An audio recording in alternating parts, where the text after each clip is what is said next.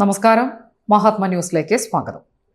ഇന്ന് നമ്മോടൊപ്പം ഉള്ളത് ലളിതാംബിക കൊല്ലം കുണ്ട്രയിൽ നിന്നാണ് വരുന്നത്. ഇവര് 30-ലധികം വർഷം പ്രവാസിയായിരുന്നു. അവിടെ കഷ്ടപ്പാടുകളൊക്കെ സഹിച്ച് ഇവിടെ വന്നു. ഇവിടെ വന്നിട്ട് കേരളത്തിൽ ഇപ്പോഴത്തെ അവസ്ഥയാണ് അവർക്ക് വിവരിക്കാനുള്ളത്. നമുക്ക് കേൾക്കാം എന്താണ് ഇവിടെ അവർ അനുഭവിച്ചു കൊണ്ടിരിക്കുന്നത്, എന്തുകൊണ്ടാണ് പ്രവാസ ജീവിതം തന്നെ അവർ ആഗ്രഹിക്കുന്നത് എന്നുള്ളതിൻ്റെ കാരണങ്ങൾ വ്യക്തമാണ്. ഇവരിൽ നിന്നും നമുക്ക് ചോദിച്ചറിയാം. ഓക്കെ, എവിടെയാണ് വീട്? കൊല്ലം കുണ്ട്ര. കൊല്ലം കുണ്ട്ര. എത്ര വർഷമായിരുന്നു എന്ന് പറഞ്ഞത്? 91 പോയി 2022 ഓഗസ്റ്റ് 28 നാട്ടിലിറങ്ങി എക്സിറ്റ് അടിച്ച്. 30 വർഷത്തെ പ്രവാസ ജീവിതത്തിനിടയ്ക്കും ഒരുപാട് ദുഃഖങ്ങളും പീഡനങ്ങളും ഒക്കെ ഞാൻ കഴിഞ്ഞ വർഷം നാട്ടിലിറങ്ങി. ഇപ്പൊ എന്റെ വീട്ടിൽ ഞാൻ സെറ്റിലായി. മകന്റെ ഭാര്യ 2017 ഏപ്രിൽ 10 മൂത്ത കുട്ടിയെ ഉപേക്ഷിച്ചിട്ട് പോയി വെയിറ്റിംഗ് ഷെഡില്. അതിനുശേഷം ഞാൻ കയറി വന്ന് എൻ്റെ കുട്ടിയെ ഞാൻ CWC വഴി എടുത്ത ആൺകുട്ടിയായിരുന്നു, ദേവൻ. അത് കഴിഞ്ഞിട്ട് ഇങ്ങനെ ഞാൻ വന്നും പോയി എയർ ഇന്ത്യക്കാർക്ക് പൈസയും കൊടുത്തു ജീവിച്ചു. രണ്ടാമതൊരു 3 മാസമായപ്പോൾ പെൺകുട്ടിയെ ഞാൻ എടുത്തു. കുണ്ട്ര പോലീസിന്റെ സഹായത്തോടു കൂടി പെൺകുട്ടിയെ ഞാൻ ഹാജരാക്കി. ഇപ്പം എൻ്റെ കൂടാണ്. 7 വർഷമുണ്ട്. 2 മക്കളും. മൂത്ത കുട്ടി ഇപ്പം +2 പാസ് കഴിഞ്ഞു. ഇളയ കുട്ടി ഇപ്പം 5-ലായി. അപ്പം നമ്മള് ഇപ്പോഴത്തെ എൻ്റെ അവസ്ഥയെന്ന് പറഞ്ഞാൽ ഞാനിപ്പോ ഒരു കുടുംബത്തോടു കൂടി ജീവിക്കുവാണ്. ഇപ്പൊ 2 മക്കളും എൻ്റെ മകനും ഞാനുമായിട്ട്. എനിക്ക് 5 കൊച്ചുമക്കളാണുള്ളത്. 2 മരുമക്കളും. 1 കൈവിട്ട് പോയി, വേറെ പുരുഷന്റെ കൂടാണ്. ഇപ്പൊ എനിക്ക് 64 വയസ്സുണ്ട്. എനിക്ക് ജീവിക്കാൻ എൻ്റെ പരിസരവാസി താമസിക്കത്തില്ല. എന്താണ് പ്രശ്നം? എനിക്ക് ശല്യങ്ങളാണ്. ശല്യം എന്ന് പറഞ്ഞാല് ഇപ്പൊ സ്വന്തം വീടാണ്. സ്വന്തം വീടാണ്. അതിനകത്ത് എപ്പോഴും എവർത്തിങ് എന്നെ അങ്ങ് ചീത്ത പറഞ്ഞുകൊണ്ടിരിക്കുക. എന്ത് കാരണമാണ് അറിയില്ല. ഞാൻ ചെയ്ത തെറ്റ്. പട്ടിയെ ഓട്ടിക്കും. പോന്ന് പറയും. പട്ടി എന്ന് പറഞ്ഞാൽ അവരുടെ പട്ടിയാണ്. ആരുടെ? നമ്മുടെ അപ്പുറത്തെ പട്ടി നമ്മുടെ വീട്ടിൽ എപ്പോഴും വന്ന് കിടക്കും, കിച്ചന്റെ വാതൊക്കെ. പോന്ന് പറയും. കുറച്ച് കഴിയുമ്പോള് എന്നോട് വയലന്റ് ആയിട്ട് എന്നെ അങ്ങ് അനാവശ്യങ്ങൾ വിളിക്കുക. എന്റെ ആ വീഡിയോ കോള് മൊത്തം ഇന്ന് എന്റെ മൊബൈലിനകത്തുണ്ട്. ഞാൻ അങ്ങനെ കുണ്ട്ര പോലീസിന്റെ 2 വട്ടം വരുത്തിച്ചു, രാത്രിയിലും പകലും. ഇന്നലെയും വന്നു. ഫാമിലി ആയിട്ടാണോ അവര് താമസിക്കുന്നത്? അയാൾ ഒറ്റയ്ക്ക് ബാച്ചിലേഴ്സാണ്. 2 വിവാഹം, അത് 2ഉം കളഞ്ഞു. അയാൾ ഒറ്റയ്ക്ക് ഇരിക്കുകയാണ്. അപ്പൊ 10 വയസ്സുള്ള ഒരു പെൺകുട്ടിക്ക് ബാക്ക് സൈഡിലോട്ട് മൂത്രം ഒഴിക്കാൻ പാനപ്പത്തില്ല. അവന്റെ മതിൽ ഇതിന് ഇവിടെ നിന്ന് വന്നിട്ട് എന്റെ ബാത്റൂം വരെ ഉള്ളൂ. ആര് ബാത്റൂമിൽ കയറുന്നു, ഇത്ര അകലേ ഉള്ളൂ. ചീത്തവിളിയാ. കുട്ടിക്ക് പഠിക്കാൻ പറ്റുന്നില്ല. കുട്ടിക്ക് ഡാൻസ് സാറ്റർഡേയും സൺഡേയിലും ക്ലാസ് ഉണ്ട്, ഡാൻസ് ക്ലാസ് ഉണ്ട്. അതിന്റെ പ്രാക്ടീസ് ചെയ്യാൻ പറ്റുന്നില്ല. വയലിൻ വീട്ടില് പ്രാക്ടീസ് ചെയ്യാൻ പറ്റത്തില്ല. ചീത്തവിളി. എന്ത് ജോലിക്ക് പോകുന്നതാണ്? അവനിപ്പോ ജോലിയൊന്നും ഇല്ല. പക്ഷെ അവന്റെ ആൾക്കാരൊക്കെ പറയുന്നത് ഇവന് വട്ടുണ്ടെന്ന്. എന്നാ വട്ട് നിയമപാലകർ തെളിയിക്കട്ടെ. ഒരു വീട്ടമ്മയായ ഒരു കുടുംബം, അത് എന്റെ ഭർത്താവ് മരിച്ചതാ. അപ്പൊ എന്നെ ഇങ്ങനെ ചീത്ത വിളിക്കുമ്പം എന്റെ 5 കൊച്ചുമക്കളും എന്റെ മരുമക്കളും മക്കളും കേട്ടോണ്ടിരിക്കുക. ഞാൻ എന്ത് വേണം? അപ്പൊ അവ എന്നോട് പറയുന്നത്, നീ പോയി ആത്മഹത്യ ചെയ്യടിയെന്ന്. എന്നെ ആത്മഹത്യയിലേക്ക് തള്ളിക്കൊണ്ടിരിക്കുന്നു. അവന്റെ പെങ്ങന്മാരുൾപ്പെടെ ജീവിക്കാൻ അനുവദിക്കത്തില്ല. അതൊക്കെ കളഞ്ഞിട്ട് ഞാൻ ഈ മാസം ആദ്യം ഒന്ന് വന്നു. കുണ്ട്ര പോലീസ് രാത്രിയിൽ വിളിച്ചു. ഗതികേട് കൊണ്ടൊരമ്മ വിളിച്ചതാ. അവര് വന്നിട്ട് സാക്ഷ്യം പറഞ്ഞിട്ട് പോയി. ഇന്നലെ രാവിലെ ഭയങ്കര ചീത്തവിളിയായിരുന്നു. അപ്പോഴും വന്നിട്ട് പറഞ്ഞു ഒതുക്കി. ഇന്ന് രാവിലെ 10 മണിക്ക് ചെല്ലാൻ പറഞ്ഞു. ഞാൻ പോയി സ്റ്റേഷനിൽ ചെന്ന്. ഞാൻ പരാതി കൊടുക്കുമ്പോൾ തന്നെ സർക്കിളാണോ SI ആണോ എന്ന് എനിക്ക് അറിയത്തില്ല. അങ്ങോട്ട് വിളിച്ചു. ഈ പേപ്പേഴ്സ് അങ്ങോട്ട് നോക്കിയിട്ട് മറ്റേ കക്ഷിയുണ്ട്. നിങ്ങൾ എന്തിനാ അയാളെ ചീത്ത വിളിക്കുന്നേ? എന്നെ ഷൗട്ട് ചെയ്യുവാണ്.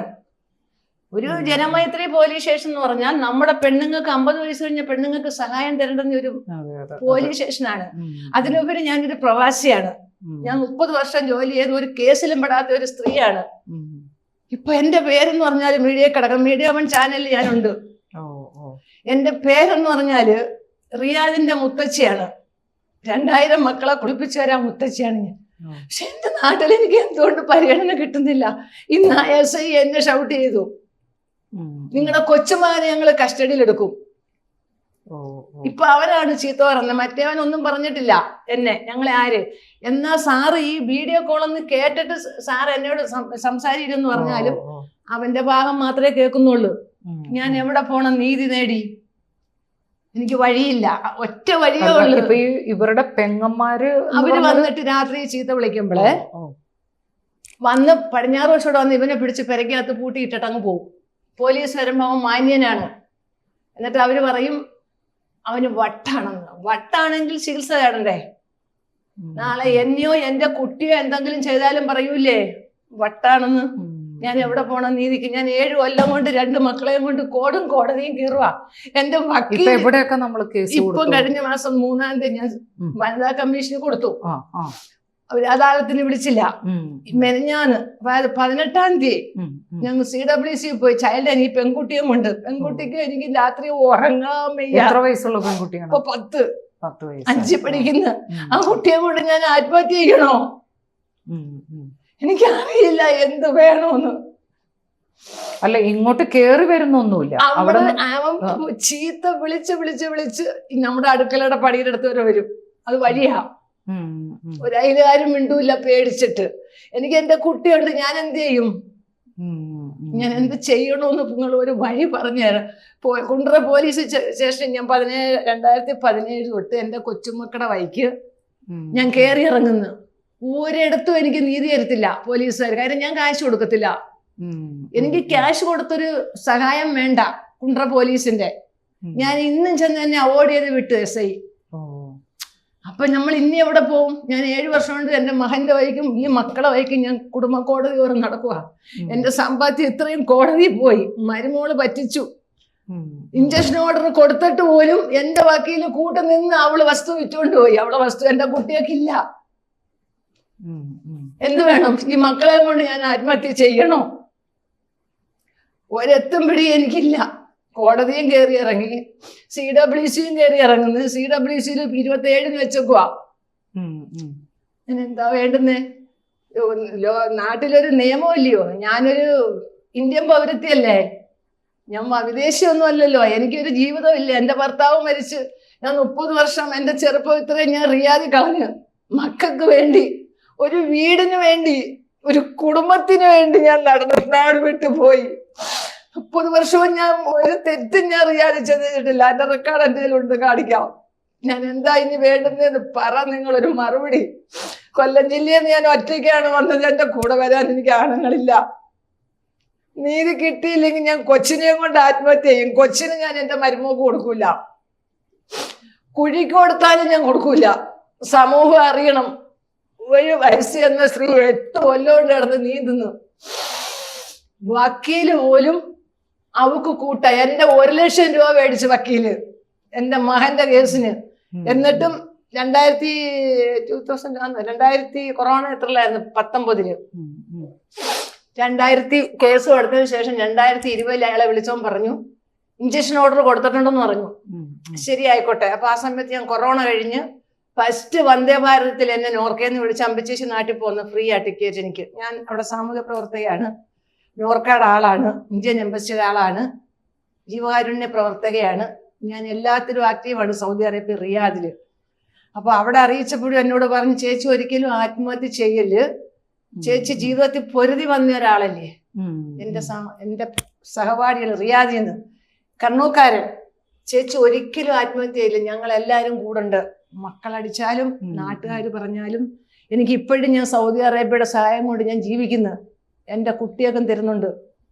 അപ്പൊ അത് അങ്ങനെ ഇരിക്കവേ വന്ദേ ഭാരതം ഫസ്റ്റിനകത്ത് ഞാൻ വരുന്നുണ്ട് കൊറോണ കഴിഞ്ഞപ്പോൾ. കാര്യം എനിക്ക് അവർ ടിക്കറ്റ് തന്നത് ഞാൻ ഒരുപാട് ജീവകാരുണ്യം ചെയ്തു. കോട്ടയം സമൂഹത്തെ നേഴ്സുമാരുടെ ആദരവ് കിട്ടി, മെമന്റെ ഒരുപാട് സഹായങ്ങൾ എനിക്ക് കിട്ടി. അങ്ങനെ ഓരോ യൂണിറ്റിൽ നിന്ന് എനിക്ക് കിട്ടി. എന്നെ ഇത്രയും ആക്ഷേപങ്ങൾ പറയുക, ചീത്ത വിളിക്കുക, ഒരു സ്ത്രീ എന്നുള്ള പരിഗണന എനിക്ക് തരുന്നില്ല. ഞാൻ എന്തുകൊണ്ട് എന്റെ വീഡിയോ കോളും കൂടെ നിങ്ങളൊരു മക്കളെ പോലെ കേൾക്കണം. ആ പുരുഷൻ എന്നെ വിളിച്ച വിളികള് പോലീസുകാർ കേൾക്കുന്നില്ല, SI കേൾക്കുന്നില്ല, CWCയിൽ കേട്ടു. ഇത് എന്നെ കേട്ടില്ല.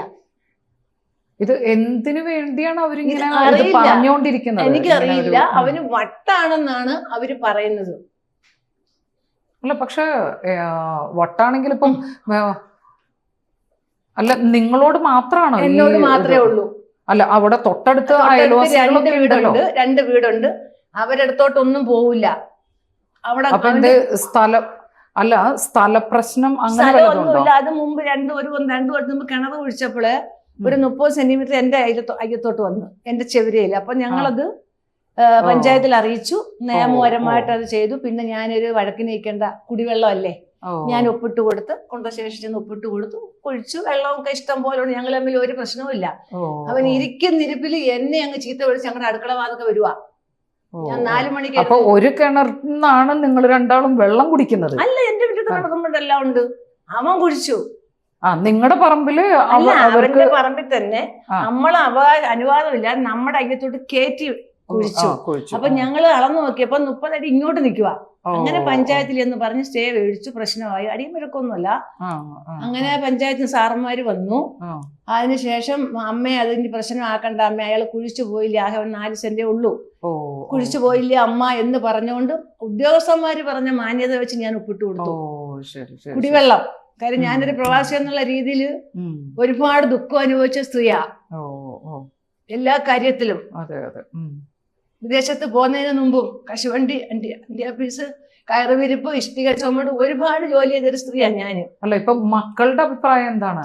മക്കളുടെ അഭിപ്രായം എന്ന് പറഞ്ഞാൽ മൂത്തവൻ ഇച്ചിരി സ്മോൾ അടിക്കുന്ന ആളാ, എന്റെ മോൻ. അപ്പം ഇവന് അമിതമായി ഒരമ്മയെ പറയട്ടോ മലയാളത്തിലങ്ങ് പറഞ്ഞ വാക്കുകൾ, വേശി വ്യഭിചാരി എന്നൊക്കെ വിളിക്കുമ്പോൾ ഒരു മകൻ കേട്ടോണ്ട് നിൽക്കുവോ? ഇല്ല. അത് കഴിഞ്ഞിട്ട് ഇവൻ എപ്പോഴും പറയുന്ന വാക്ക് എടി വേശി പൊലയാടി, നീ സൗദി അറേബ്യ വ്യഭിചരിച്ചിട്ട് വന്നിട്ട് ഇനി ഒരു വാക്കുണ്ട്, അത് പറയാൻ പാടുണ്ടോന്ന് അറിയത്തില്ല, എന്റെ മൊബൈലിനകത്തുണ്ട്. നിനക്ക് എന്റെ അത് കേട്ടനോട് ഇത് ചോദിക്കുന്നത് എന്നോടെ. അവൻ എന്ത് അവകാശം എന്നോട് ഇതൊക്കെ ചോദിക്കാൻ? ഞാൻ അവനോട്ട് ഇടപാടില്ല, അവനോട്ട് പൈസയുടെ ഇടപാടില്ല, അവനോട്ടൊരു പ്രേമവും ഇല്ല, അവനെ എനിക്ക് അറിയത്തില്ല. അവന്റെ പെങ്ങന്മാരെ എനിക്ക് അറിയുമായിരുന്നു നമ്മുടെ അയലത്ത്. ഇപ്പോൾ അവൻ എവിടുന്നോ വന്ന് ഒട്ടിയ ഒരു വ്യക്തിയാണ്. അപ്പൊ ഞാൻ എന്ത് വേണം? ഇതൊക്കെയാണോ ഒരു വീട്ടമ്മയോട് ചോദിക്കുന്നേ? എന്റെ മക്കളും മരുമക്കളും കൊച്ചുമക്കളും നിൽക്കുമ്പോ കുണ്ട്ര പോലീസ് കാശ് മേടിച്ചും കൊണ്ട് എവനെ ഇനി പറഞ്ഞു വിടും, കമ്മ്യൂണിസ്റ്റാ. എനിക്ക് പാർട്ടിയില്ല. അല്ല, പാർട്ടി ബന്ധങ്ങള് ഇതിന് ഉപയോഗിക്കുന്നുണ്ടെന്ന് ഉണ്ട്. കാരണം കിണറ് കുഴിച്ച സമയത്ത് ഞാനൊരു ഭിക്ഷക്കാരിയെ പോലെ സ്റ്റേഷന്റെ വാതൊക്കെ നിൽക്കുമ്പോള് എന്റെ വീട്ടിൽ കുണ്ട്ര പോലീസ് ചെന്നു. അപ്പൊ ഞാൻ സാറേ, ഞാൻ നിങ്ങളുടെ സ്റ്റേഷന്റെ വാതിക്കുണ്ട്, നിങ്ങൾ എന്തിനാ എന്റെ വീട്ടിൽ പോയേ? അത് നിങ്ങൾ അവിടെ ഇല്ല. ഞാൻ പറഞ്ഞു, ഞാൻ സ്റ്റേഷന്റെ വാതിക്കുണ്ട്, സാറിഞ്ഞിറങ്ങി വാ. എന്നിട്ട് പോലും നമുക്കൊരു പരിഗണന അവർ തന്നിട്ടില്ല. നമ്മളെ അധിക്ഷേപിച്ച് ഒരുമാതിരി ഒരു വേട് സ്ത്രീകളുണ്ടല്ലോ, അതേ രീതിയാണ് കാണുന്നത്. എന്റെ മരുമകള് കുട്ടിയും കളഞ്ഞിട്ട് പോയതിന് ഞാൻ എന്ത് തെറ്റ് ചെയ്തു? ഞാൻ തെറ്റും ചെയ്തിട്ടില്ല. ഞാൻ ഒരു തെറ്റ് നാട്ടിലും ചെയ്തിട്ടില്ല, വിദേശത്തും ചെയ്തിട്ടില്ല. വേണമെങ്കിൽ എന്റെ മൊത്തം ഗ്രൂപ്പിന്റെ നമ്പർ ഞാൻ ഇവിടെ ആഡ് ചെയ്യാം. അതിൽ കൂടുതൽ എനിക്ക് എന്താ പറയേണ്ടത്? കാരണം എനിക്ക് തന്നെ അറിയത്തില്ല. വട്ടാണെങ്കിൽ ട്രീറ്റ്മെന്റ് എടുക്കണം, അതല്ലേ നമുക്ക് വേണ്ടുന്നേ. അല്ല, പക്ഷെ പെങ്ങന്മാര് തൊട്ടടുത്തന്നെയാണ് താമസം. അടുത്തിട്ട് അവര് നമ്മളിവിടെ രാത്രി ചീത്ത വിളിക്കുമ്പോള് ഇവര് പുറകെ കൂടെ ഇറങ്ങി വരും. വന്ന് ബാക്കിൽ കൂടെ കയറി അണ്ണാന്നും പറഞ്ഞ് വിളിച്ച് പെരയ്ക്കകത്ത് കയറി ലൈറ്റ് ഉണച്ചിട്ടും കയറി കിടക്കും. നമ്മൾ പോലീസിനെ വിളിച്ച് ഇവിടെ കൊണ്ടുവരുമ്പോഴത്തേക്ക് ഇവൻ കതവ് കുറ്റിയിടും. ഒരു 10-12 ദിവസത്തെ ഡേറ്റ് എനിക്ക് എന്താ ഓർമ്മയില്ല. രാത്രി 8:30 മണിക്ക് വന്നപ്പോഴേ ഇവൻ പോലീസുകാർ കതവിന് കെട്ടി കെട്ടി ഒരു വട്ടം പോയിട്ട് ആരുടെ പറയുമ്പോൾ എന്റെ കതവിന് കെട്ടുന്നതെന്ന് ചോദിച്ചു. കുണ്ട്ര പോലീസാടാന്ന് പറഞ്ഞു. തുറന്ന് ഇവര് റൂമിനകത്ത് കയറി നോക്കി നാളെ 10 മണിക്ക് വരാൻ പറഞ്ഞു. പക്ഷെ ഞാനന്ന് പോയില്ല സ്റ്റേഷനിൽ. ചെവരല്ലയോ എന്ന് വിചാരിച്ചിട്ട് ഞാൻ പോയില്ല. ഞാൻ ഫോൺ ചെയ്ത് പറഞ്ഞു, വേണ്ട സാറേ അവനെ വിട്ടേരെന്ന് പറഞ്ഞു. പക്ഷെ പിന്നെയും അവൻ ആവർത്തിച്ചുകൊണ്ടിരിക്കുന്നു. ഇപ്പൊ 20 വയസ്സുള്ള ഒരു കുട്ടിയെ അവൻ കൊടുക്കാൻ നോക്കുന്നു. അവൻ ഇപ്പൊ എന്റെ ആൺകുട്ടിയാ ചീത്ത വിളിക്കുന്നതെന്ന്. അവൻ സൈലന്റ് കുട്ടിയാ. കാരണം ഞാൻ എന്റെ മരുമോള് പോയതിനു ശേഷം എന്റെ കുട്ടി 7-ലായിരുന്നു. ഒരു പുസ്തകം പൊതിയാൻ പോലും അവൻ ആളില്ലാഞ്ഞ് ഞാൻ അയലുകാരുടെയൊക്കെ സ്വാധീനം തേടി. എന്നിട്ട് പോലും ഞാൻ ഫോൺ ചെയ്ത് മക്കളൊരു ബുക്കെടുത്ത് അയച്ചു. അയലോക്കക്കാരൊക്കെ എന്ത് പറയുന്നു ഇതിന്? അവര് 2 വീട്ടുകാരുണ്ട്. അവര് ഒരുത്തന്റെ ഭാര്യ കൊച്ചി രാജാവിന്റെ മോള ആരോടും മിണ്ടത്തില്ല. അവർ കയറി കഥ അടയ്ക്കും. അടുത്ത ഭർത്താവാണെങ്കിൽ കഞ്ചാവ് കൂടിയക്കാരനാ. അവരാരും ഒന്നും മിണ്ടത്തില്ല. ഇനി അപ്പുറത്ത് എന്നെ പോലെ ഭർത്താവില്ലാത്ത ഒരു സ്ത്രീയുണ്ട്. അവർക്ക് പ്രായമുണ്ട്, അവർക്ക് പുറത്തിറങ്ങാൻ പറ്റത്തില്ല, വയ്യ, അവശതയാണ്. അവരെന്ത് പറഞ്ഞാ ഇവന്റെ പെങ്ങന്മാരോട് ഇവരെ വിളിക്കത്തില്ലേ, ഇതും വയ്യ. അതുകൊണ്ട് എന്റെ ലാസ്റ്റ് ഘട്ടമാണ് ഞാനിപ്പോ നിങ്ങളടുത്ത് നമ്മുടെ വാർഡില് നമ്മുടെ കൗൺസിലറോ പഞ്ചായത്ത് മെമ്പർ ഉണ്ട്, കൗൺസിലർ കിണർ കുഴിച്ചപ്പോ ഞാൻ വിളിച്ചു. അവര് വന്ന് പിന്നെ മധ്യസ്ഥതയാക്കി പഞ്ചായത്തോട്ട് ഇടപെട്ട് എന്റെ ചെവിരയിലോട്ടാ. പിന്നെ അത് പോട്ടെ, വഴക്കിനും വയ്യാവലിക്കും വേണ്ട, എനിക്ക് തിരിച്ചു പോവുകയും വേണമായിരുന്നു. അങ്ങനെ ഞാൻ ഒപ്പിട്ട് കൊടുത്തു. പഞ്ചായത്ത് ഓഫീസർ അച്ഛൻ വന്നായിരുന്നു. ഇതെല്ലാം ചെയ്തിട്ട് പോലും എന്നെ ചീത്ത വിളിക്കുന്നു. ഈ ചീത്ത വിളി എന്താണെന്ന് എനിക്കറിയില്ല. ഞാനുമായിട്ട് ഒരിടപാടുമില്ല. എന്റെ വീട്ടില് എന്റെ കൊച്ചുമോൻ ഇപ്പൊ ഒരു പമ്പിൽ പോകുന്നുണ്ട്, +2 കഴിഞ്ഞ്. ഇപ്പൊ വിദേശത്തേക്ക് സൗദിയിലേക്ക് പോകണമെങ്കിൽ 21 വയസ്സ് വേണം. എന്റെ ഇളയ മോനെയും കൊണ്ടുപോകുമ്പോഴും അന്ന് 23 ഞങ്ങൾ 3 പേരും വിദേശത്തായിരുന്നു. എന്റെ മക്കളിലുണ്ട് ഞാനും. അതിലാണ് എന്റെ മരുമകള് തെറ്റിയത്. സാമ്പത്തികം എല്ലാം നശിച്ച് അവളെല്ലാം അവളെ കാമോന് കൊടുത്തു. ഞങ്ങളുടെ അമൃത ടിവിയിലൊക്കെ വന്നിട്ടുണ്ടായിരുന്നു.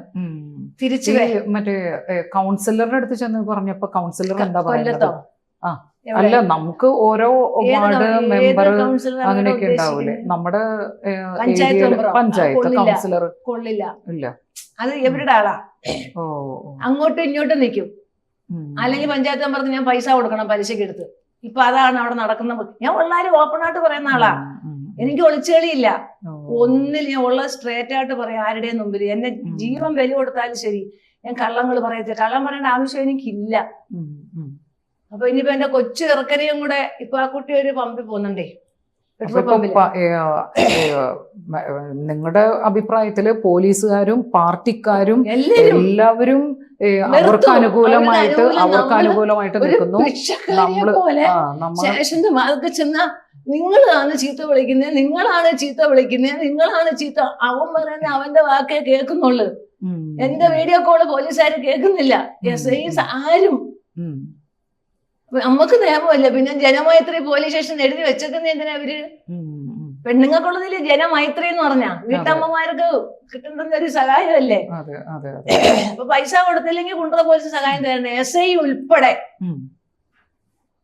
ഇനിയിപ്പോ ആരിലെങ്കിലും ലളിതാംബ ചേച്ചിക്ക് വിശ്വാസം ഉണ്ടോ? ഇനിയിപ്പോ മുഖ്യമന്ത്രിയോ അതല്ലെങ്കിൽ ആരിലെങ്കിലും ഒരു സമൂഹത്തോട് എനിക്ക് പ്രതീക്ഷയാണ്. ഇപ്പൊ എന്റെ മകന് ഇച്ചിരി വാട്ടീസ് അടിക്കുന്ന ഒരു മകനാ.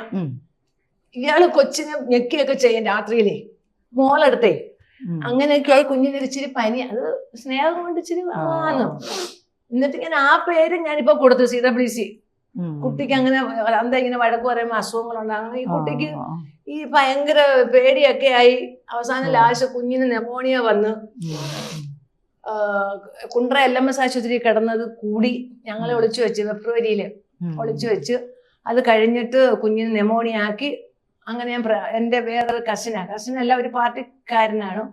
അയാള് വിളിച്ചിട്ട് പ്രേമേന്ദ്രൻ സാറുമായിട്ട് മുട്ടി. എനിക്ക് പാരിപ്പള്ളി മെഡിക്കൽ കോളേജിലേക്ക് എനിക്ക് അങ്ങോട്ട് മാറ്റാൻ എനിക്ക് അനുവാദം മേടിച്ചെന്ന്. കുഞ്ഞിനെ അവിടെ കൊണ്ടുപോ ഞാൻ നിൽക്കുന്ന വീട്ടിലെ അവരെ തന്നെ ഇതൊന്നും അല്ല, ഞാൻ വഴിയല്ല, അവര് മറ്റേവര് വഴിയാണ്. അപ്പൊ ഞാന് ഇങ്ങനൊരു ആ കാര്യം ഞാൻ പറഞ്ഞില്ല. കാരണം നമ്മളൊരു ഇന്ത്യൻ പൗരത്വയാണ്. ഞാനത് ഇപ്പൊ നാട്ടിൽ നിന്നിട്ട് അവിടെ ജോലിക്ക് പോകുന്ന വീടാ. ഒരു പട്ടാളക്കാരന്റെ നേവിയിലോ ഉദ്യോഗസ്ഥന്റെ റിട്ടയർഡാണേ. അപ്പൊ അവര് നമുക്ക് എല്ലാ സഹായങ്ങളും നമുക്ക് ചെയ്തു തരുന്നുണ്ട്. കുഞ്ഞിനെ കൊണ്ടുപോകാനും പാരിപ്പള്ളിയിലും 5 പൈസ ചെലവായില്ല, എല്ലാം അവിടുത്തെ ചികിത്സയായിരുന്നു. 11 ദിവസം എന്റെ കുഞ്ഞ് ICUലായിരുന്നു. കുട്ടിയെ കൊണ്ട് ഞങ്ങളൊന്ന് കഷ്ടപ്പെട്ടത്. അപ്പോൾ അവരുടെ അടുത്ത് പിന്നെ എപ്പോഴും നമ്മൾ പോലീസ് കേസ് പറയാൻ പറ്റുമോ? അപ്പൊ എനിക്ക് എന്റേതായിട്ടുള്ളൊരു പൗരത്വം ഉണ്ടല്ലോ, എനിക്കൊരു ഇത് കിട്ടണ്ടേ എനിക്ക്. മുഖ്യമന്ത്രി ആയാലും പ്രേമേന്ദ്രൻ സാറായാലും അല്ലെങ്കിൽ വിഷ്ണുനാഥന്റെ അടുത്ത് പോവാൻ പറഞ്ഞു. വിഷ്ണുനാഥൻ ഞങ്ങളുടെ അടുത്തുണ്ട് പെരുമ്പഴേ. അപ്പൊ ഞാനിങ്ങനെ എത്ര ദിവസം കേറി ഇറങ്ങും ഒരുത്തന്റെ ശല്യം കാരണം. എനിക്ക് രാത്രി ഉറങ്ങണ്ടേ, എന്റെ കുട്ടിയെ കൊണ്ടും പേടിച്ച എന്റെ കഥവും പൂട്ടിയിട്ട് കിടക്കുന്നേ. ഇപ്പം കൊച്ചിയിറക്കന്റെ വഴിക്ക് എനിക്ക് ടെൻഷനായി. ഈ കുട്ടി ഒരു പമ്പിൽ പോകുന്നുണ്ട്, രാത്രി 11 മണിക്ക് വരുമ്പോ അല്ലൊരു വഴിക്കിട്ട് അടിക്കുമെന്നുള്ളത്. 20 വയസ്സുണ്ട്, എന്താ വേണ്ടുന്നേ? മുഖ്യമന്ത്രിയുടെ അടുത്തോ എന്താന്ന് വെച്ചാൽ എനിക്ക് ഇതിപ്പം നമുക്ക് പരിഹാരം എന്ന് പറയാനായിട്ട് എനിക്ക് തോന്നുന്നത് ഒന്നുകില് ചേച്ചി ഇത് ഒരു ഇൻസ്റ്റഗ്രാമിലോ അതല്ലെങ്കിൽ ഫേസ്ബുക്കിലോ ഇടുക, അപ്പോ ജനങ്ങളെ ഏറ്റെടുക്കട്ടെ എന്നുള്ളതല്ലാതെ പോലീസിന്റെ അടുത്ത് ചെന്ന് പറഞ്ഞിട്ട് കാര്യമില്ല, പാർട്ടിക്കാര് അടുത്ത് ചെന്ന് പറഞ്ഞിട്ട് കാര്യമില്ല. അപ്പൊ അങ്ങനെയുണ്ടെങ്കിൽ ജനങ്ങൾ ഏറ്റെടുത്ത് ജനങ്ങള് നമ്മളെല്ലാവരും കൂടെ കൂടി ഈ ചേച്ചിക്ക് അനുകൂലമായിട്ടുള്ള ഒരു വിധി ഉണ്ടാക്കി കൊടുക്കുക എന്നുള്ളതല്ലാതെ ഇതിനകത്ത് വേറൊരു ജീവിച്ചേ പറ്റൂ. അല്ല, ഒരു രണ്ട് പിള്ളേരെയും കൊണ്ട് വീട്ടിൻ്റെ ഉള്ളിൽ നിൽക്കുമ്പോൾ സ്വസ്ഥമായിട്ട് ഉറങ്ങാൻ പറ്റുന്നില്ല. അപ്പൊ ചെറിയ ബാല്യം തന്നെ തകർന്നു പോകുന്ന ഒരു അവസ്ഥ ഉണ്ടാവുന്നുണ്ടെങ്കിൽ അതിനുള്ള ഉത്തരവാദി നമ്മൾ ഓരോരുത്തരുമാണ്. നമ്മുടെ ഓരോ ജില്ലയിൽ ഓരോ വാർഡിലും പെട്ട നമ്മൾ ഓരോരുത്തരാണ് ഇവരുടെ ഓരോ ബുദ്ധിമുട്ടുകൾക്കും ഉത്തരവാദി എന്ന് പറഞ്ഞിട്ട് ഞാൻ അവസാനിപ്പിക്കുകയാണ്. നമുക്ക് എല്ലാത്തിനും ഒരു പരിഹാരം ഉണ്ടാവും എന്നുള്ളത് തന്നെ നമ്മൾ വിശ്വസിച്ചുകൊണ്ട് ഞാൻ അവന്റെ കണ്ടു ഞാൻ ചാടും.